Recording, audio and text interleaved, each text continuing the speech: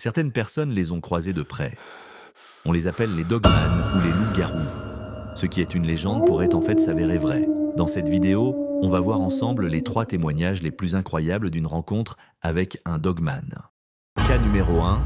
Et si dans les forêts du Michigan, un prédateur inconnu rôdait encore aujourd'hui? En 1938, un garde forestier affirme avoir croisé une créature qu'aucun manuel de biologie ne peut expliquer.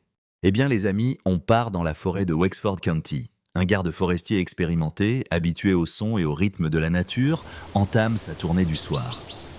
Il connaît ce territoire comme sa poche. Il marche d'un pas tranquille, lampe à la main, guettant les signes de braconnage ou de feu naissant. Jusqu'ici, tout semble normal. Mais soudain, le bruit cesse. Tout bruit, plus un craquement, plus un souffle, plus un oiseau, un silence total.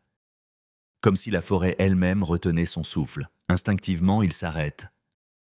Un frisson lui parcourt l'échine. Il n'est pas seul. Il braque lentement sa lampe torche dans la pénombre. Les rayons de lumière s'écrasent contre les troncs. Puis, entre 2 arbres, quelque chose le regarde. 2 yeux, d'un bleu froid, presque luminescent. Fixe, intelligent. Il avance d'un pas. La lumière révèle alors une silhouette, immense, plus de 2 mètres de haut. La créature se tient debout, comme un homme. Mais ce n'est pas un homme. Un corps massif, musclé, entièrement couvert de poils noirs. Des bras trop longs, terminés par des griffes. Une tête de loup, ou plutôt une tête de cauchemar. Mâchoire grande ouverte, crocs luisants. La chose respire fort. Elle observe. Le garde ne bouge plus, son souffle se bloque. Son cœur bat si fort qu'il croit qu'on peut l'entendre. Et puis, aussi vite qu'elle est apparue, la créature disparaît. Elle s'enfonce dans la forêt à une vitesse inhumaine, brisant les branches sur son passage. En quelques secondes, plus rien. Le noir, le silence, le vide. Sous le choc, le garde s'approche lentement de l'endroit où elle se tenait. Au sol, des empreintes, énormes, bien plus grandes que celles d'un ours, mais avec des griffes longues et fines, comme celles d'un prédateur inconnu. Il n'en parlera que bien plus tard, et quand il le fera, personne ne saura identifier ce qu'il a vu. Cas numéro 2, la bête de Bray Road. On est cette fois-ci dans le Wisconsin dans les années 1990. Plusieurs habitants voient une bête terrifiante rôder près d'une route du Wisconsin. Une adolescente la voit manger un animal, puis elle se lève, sur 2 jambes. Le plus intriguant dans cette histoire, c'est que les témoignages ont commencé à s'accumuler proche de la ville d'Elkhorn dans le Wisconsin. Une journaliste locale, Linda Godfrey, reçoit des récits inquiétants. Tous parlent d'une créature, une bête. On l'appelle la bête de Bray Road. Un soir, une adolescente rentre chez elle. Elle conduit lentement. Il pleut, ses phares éclairent un animal au bord de la route.